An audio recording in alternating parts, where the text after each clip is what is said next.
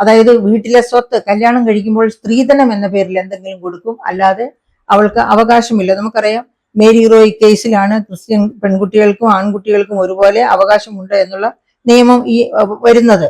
അതുവരെയും അങ്ങനെ ഒരു നിയമം ഇല്ലായിരുന്നു. ഇപ്പോ നിയമം ഉണ്ടായിട്ടും അങ്ങനെ പാലിക്കുന്ന കുടുംബങ്ങൾ വളരെ കുറച്ചാണ്. അതുപോലെ ജോലി കിട്ടാൻ നേരത്ത് പുരുഷന്മാർക്ക് പ്രിഫറൻസ് ഉള്ളതാണ് ഒട്ടുമിക്ക ജോലികൾ. ഇങ്ങനെ എല്ലാ മേഖലകളിലും പെൺകുട്ടികള് അസമത്വം അനുഭവിക്കുന്ന ഒരു ലോകം. ആ ലോകത്ത് അവളുടെ വിദ്യാഭ്യാസം പോലും അസമത്വാധിഷ്ഠിതമാണ് എന്നാണ് പഠനങ്ങൾ തന്നെ തെളിയിച്ചിട്ടുള്ളത്. അമർത്യാസൻ തന്നെ ഈ പറയപ്പെട്ട കാരണങ്ങളൊക്കെ അടിവരയിട്ട് പറഞ്ഞിട്ടുണ്ട്. ഇതൊന്നുമല്ല പക്ഷെ ഇപ്പോഴത്തെ ഒരു ക്യാമ്പസിന് ആവശ്യം. ഇപ്പൊ നമ്മൾ ബഹുദൂരം മുന്നിട്ടിരിക്കുന്നു. ഈ മുന്നിട്ടിരിക്കുന്ന സാഹചര്യത്തിൽ നമുക്ക് ഒരു ക്യാമ്പസില് ജെൻഡർ ഇക്വാളിറ്റി വേണം.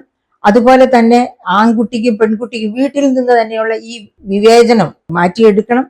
പേരൻസ് പെൺകുട്ടിയാണെങ്കിലും ആൺകുട്ടിയാണെങ്കിലും ഒരുപോലെ പോഷകാഹാര ദാരിദ്ര്യം ഇല്ലാതെ വളർന്ന് അതുപോലെ തന്നെ അറിവിന്റെ പാതയിലേക്ക് രണ്ടു കൂട്ടരും ഒരുപോലെ കടന്നു ചെല്ലണം. ഒരുപോലെ കടന്നു ചെന്ന് ഒരുപോലെയുള്ള സാഹചര്യങ്ങളിൽ അവരെത്തിപ്പിടിക്കേണ്ടത് എങ്ങനെയാണ്? ഒരു കാരണവശാലും ഒരേ സാഹചര്യങ്ങൾ കൊടുത്താല് പെൺകുട്ടി ആൺകുട്ടിയേക്കാൾ മോശമാകുമെന്ന് ഞാൻ വിശ്വസിക്കുന്നില്ല.